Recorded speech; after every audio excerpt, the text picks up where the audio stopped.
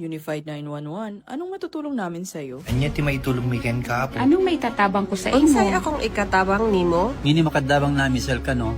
Sa anumang wika o dialekto, may tulong na darating sa iyo.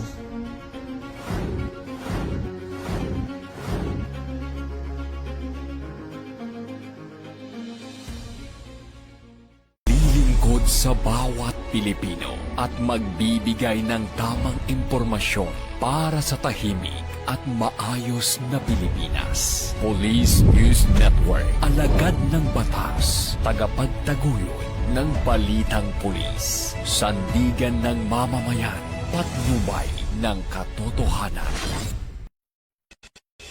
La Campo Crame, maghahatid ng pinakahuling kaganapan at nagbabagang balita. Ito ang PNN Police News Network. At ngayon, ang inyong mga tagapagbalita. Magandang araw, bagong Pilipinas. Ako ang inyong alagad ng batas, tagataguyod ng Balitang Pulis. Ako po si Patrolwoman Mary Grace Arquizuela mula sa PNP Anti-Cybercrime Group. Maghahatid sa inyo ng tamang balita, kwento ng pulis at serbisyo para sa mamamayan. At ito ang PNP News Online. Ang pangunahing balita ng Police News Network, alagad ng batas, tagataguyod ng Balitang Pulis.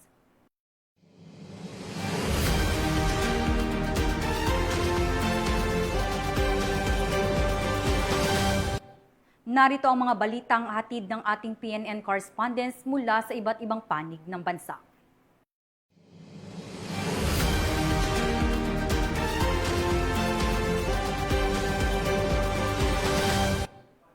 ₱221.5 milyong pesong halaga ng Apple gadgets nasabat ng PNP Highway Patrol Group sa checkpoint sa Quezon City. Ibabalita yan ni Patrolman Edwin Baris. Ng PNP Highway Patrol Group ang tinatayang 221.5 million pesos na halaga ng Apple products sa isang checkpoint sa Mindanao Avenue, Quezon City nitong Merkoles ng madaling araw. Ayon kay PNP HPG Director, Police Brigadier General Hansel Marantan, una ang pinahinto ang 4 na aluminum closed van dahil sa mga paglabag sa batas trapiko. Sa verifikasyon, napansin ng mga otoridad ang kinahinalang kilos ng mga driver at hindi tugmang dokumento sa aktwal na kargamento na nakasaad lamang bilang cellphone accessories. Kinumpiska ang mga iPhone at iPad, impound ang mga sasakyan at itinurn over sa Bureau of Customs para sa issue ng warrant of seizure and detention at karagdagang investigasyon. Ibinigay naman sa kustodiya ng Regional Highway Patrol Group Unit ng NCRPO ang mga driver. Ito ang bagong PNP para sa bagong Pilipinas, serbisyong mabilis, tapat at nararamdaman. Maraming salamat, Patrolman Baris. Sa puspusang operasyon ng Philippine National Police kontra iligal na droga, nasabat ang mahigit 600,000 pisong halaga ng ipinagbabawal na gamot sa search warrant operation ng mga otoridad sa Salvador City, Misamis Oriental. High-value individual na drug suspect arestado. Magbabalita dyan si Patrolwoman Jane Rose Bohon. Ang isang high-value individual matapos magsagawa ng search warrant operation ang El Salvador City Police Station. Sa Zone 4, Kalabay-Labay, El Salvador City, dakong 5:23 ng hapon, noong Enero 30, 2026. Isinagawa ang operasyon kaugnay ng paglabag sa Republic Act 9165 o Comprehensive Dangerous Drugs Act of 2002. Sa bisa ng search warrant na inisyo ng Regional Trial Court Branch 23 sa Cagayan de Oro City at sa koordinasyon ng Philippine Drug Enforcement Agency o PDEA.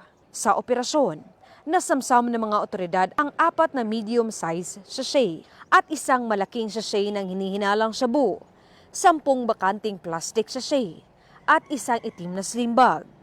Tinatayang may kabuuang timbang na 97 gramo ang nakumpiskang hinihinalang shabu na may standard drug price na humigit kumulang 659,600 pesos. Ang naarestong suspect at ang mga nasamsam na ebidensya ay dinala sa El Salvador City Police Station para sa wastong disposisyon at pagsasampa ng kaukulang kaso. Mula dito sa inyong higalang pulis, Regional Office 10 Public Information Office, Ako ang inyong PNN correspondent, Patrolwoman Jane Rose Bohol, alagad ng batas, tagataguyod ng balitang pulis. Maraming salamat, Patrolwoman Bohol. Mahigit 23,000 na wanted person arestado habang 11.29 bilyong halaga ng illegal na droga ang nasamsam ng PNP simula August 2025.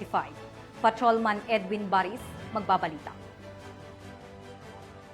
Higit 23,000 wanted persons ang naaresto at 11.29 billion pesos na halaga ng illegal na droga ang nasamsam ng Philippine National Police simula nang maupo bilang hepe ng Philippine National Police si Police General Jose Melencio Nartates Jr.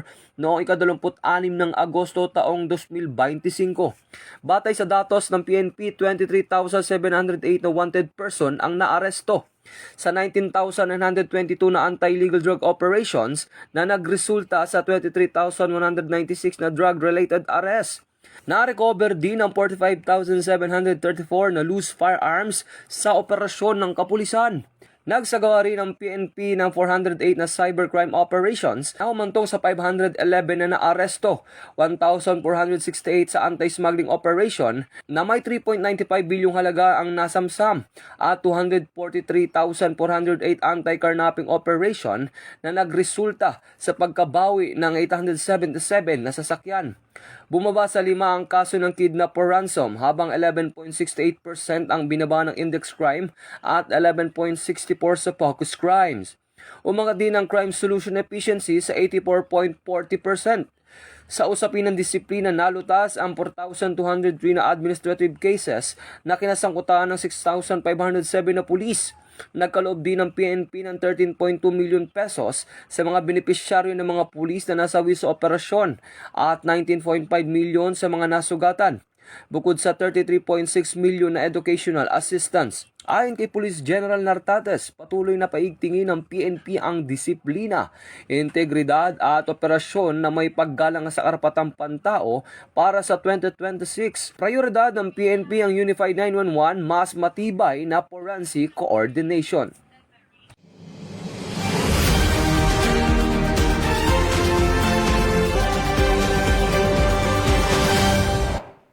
Sa kulungan ng bagsak ngayon ng 3 drug suspect matapos ang isang anti-illegal drug operation ng Iloilo PNP. Mahigit 500,000 piso ng halaga ng illegal na droga, kumpiskado. Nakatutok dyan si Patrolwoman Glidel Astrologo. Arestado ang 3 individual sa sinagawang drug buy-bust operation ng Pototan Municipal Police Station, katuwang ang Provincial Drug Enforcement Unit Team 2 sa Barangay Malusgod, Pototan, Iloilo. Dito lamang 30 ng Enero taong kasalukuyan.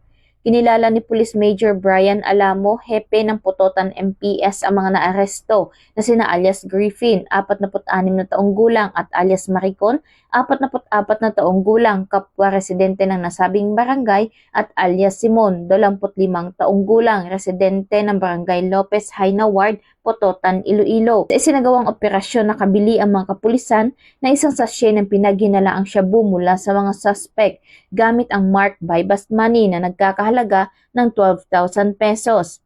Dagdag pa rito, 8 plastic na sachet ng pinaghinalaang shabu kabilang ang buy-bust item ang na-recover mula sa kanilang pag-iingat. Nasa humigit kumulang 85 gramo ang kabuuang timbang ng nasabat na illegal na droga na may standard drug price na tinatayang 578,000 pesos. Sa kasalukuyan, ang 3 naarestong suspect ay nasa kustudiya ng Pototan Municipal Police Station para sa tamang disposisyon at sasampahan ng kaukulang kaso sa paglabag sa Republic Act 9165 o ang Comprehensive Dangerous Drugs Act of 2002. Ang matagumpay na operasyong ito ay patunay ng patuloy na puspusang kampanya ng Pototan MPS at PDEU laban sa illegal na droga na naglalayong mapanatili ang kapayapaan at kaligtasan ng komunidad at mailayo ang mamamayan sa masamang epekto ng pinagbabawal na gamot. Mula dito sa Police Regional Office 6, ako ang iyong Police News Network Correspondent, Patrolwoman Glidel Astrologo, alagad ng batas, tagataguyod ng Balitang Pulis. Maraming salamat, Patrolwoman Astrologo. 69 na katao kabilang ang 6 na dayuhan arestado sa iligal na pabrika ng sigarilyo sa Pampanga. Patrolman Edwin Baris sa report. Ng Bureau of Customs ang 6 na Chinese at 63 Pilipino matapos salakay na ang isang bodega sa Barangay Panipuan, Mexico, Pampanga na hininalang iligal na pabrika ng sigarilyo. Ayon sa Bureau of Customs, 52 dito ang lalaki habang 11 naman ang babae ang nasa loob ng bodega ng isagawa ang operasyon. Lahat ay 69 na suspect ay isinuko sa PNP Criminal Investigation and Detection Group o CIDG. Natuklasan ng mga otoridad ang mga makinang panggawa ng sigarilyo, manufacturing paraphernalia, mga sigarilyo na may iba't ibang tatak at mga tax stamps na nakakalat sa lugar. Walang maipakitang permit ang operasyon. Sinusuri na ng Bureau of Internal Revenue ang pagiging tunay ng mga tax stamp at pagsunod sa excise tax law. Inimbestigahan din ng Bureau of Customs at PNP Highway Patrol Group ang posibleng koneksyon ng nasabing mga sigarilyo sa 14 na trailer trucks na naharang noong December 31, 2025 sa Balete, Batangas, pati ng umano'y kinalaman ng ilang opisyal ng customs sa smuggling. Ito ang bagong PNP para sa bagong Pilipinas, serbisyong mabilis, tapat at nararamdaman. Agad pinusasan ang 8 drug suspects sa isinagawang operasyon ng pinagsanib na puwersa ng Philippine Drug Enforcement Agency at Philippine National Police matapos salakayin ng isang drug den sa Antipolo City. Tinutukan niya ni Patrolman Josel Sacmar. Individual ang inaresto ng pinagsanib na puwersa ng Philippine Drug Enforcement Agency o PDEA at pulisya matapos salakayin ng isang umano'y drug den sa Antipolo City, Rizal noong Sabado ng gabi, 31 ng Enero taong kasalukuyan. Ayon sa ulat ng PDEA Calabarzon, nahuli ang mga sospek habang umano'y gumagamit ng shabu sa Barangay San Luis sa isinagawang buy-bust operation. Karamihan sa mga ito ay mga driver at construction worker na pawang residente ng lungsod. Nakumpiska sa operasyon ang 5 gramo ng hinilalang shabu na nagkakahalaga ng humigit kumulang 34,500 pesos. Pati na rin ang iba't ibang drug paraphernalia. Ang mga sospek ay mahaharap sa kasong paglabag sa Comprehensive Dangerous Drugs Act of 2002. Ito ang bagong PNP para sa bagong Pilipinas, serbisyong mabilis, tapat at nararamdaman. Arestado ang isang 49 anyos na lalaki matapos maulihan ng iligal na baril sa San Rafael, Bulacan. Ang buong detalye ng report mula kay Patrolman Edwin Baris. Ang isang lalaki matapos mahulihan ng iligal na baril sa operasyon ng San Rafael Municipal Police Station sa Barangay Ulingaw, San Rafael, Bulacan nitong 28 ng Enero taong kasalukuyan. Bandang alas 8:50 ng gabi ng ikasaang operasyon at naaresto ang 49 anyos na suspect matapos makatanggap ng sumbong mula sa concerned citizen sa isang lalaki na may dalang baril sa isang kainan sa naturang lugar.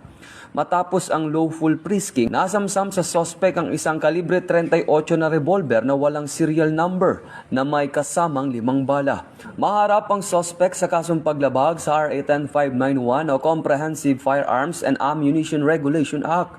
Patuloy ang PNP sa pagpapaigting ng operasyon kontra kriminalidad upang masiguro ang kaligtasan ng bawat mamamayan sa komunidad.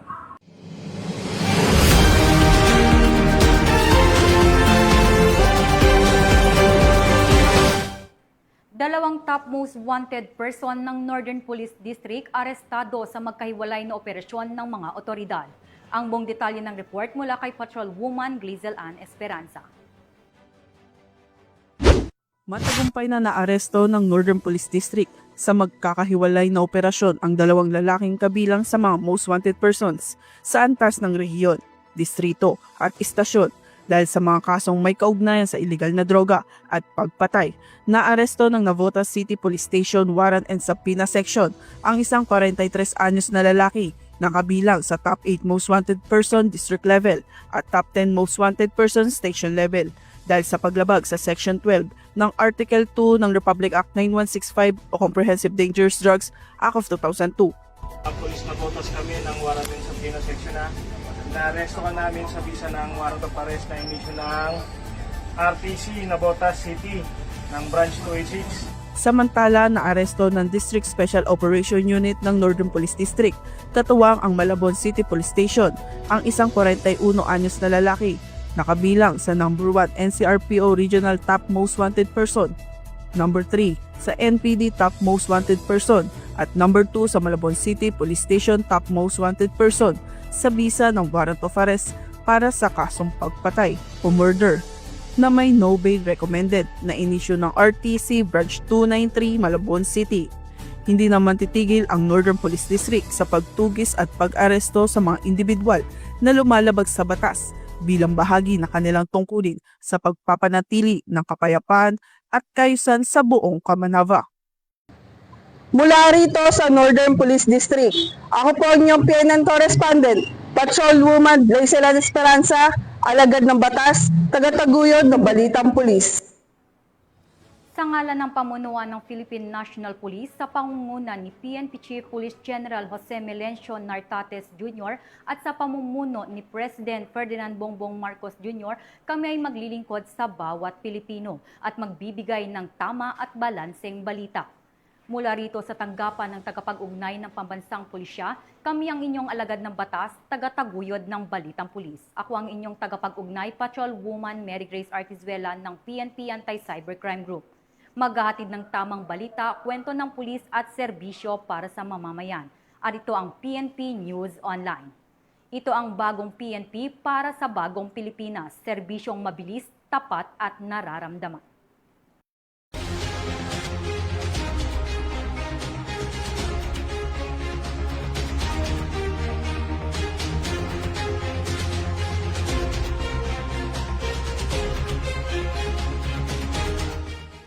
Police News Network, alagad ng batas, tagapagtaguyod ng balitang pulis.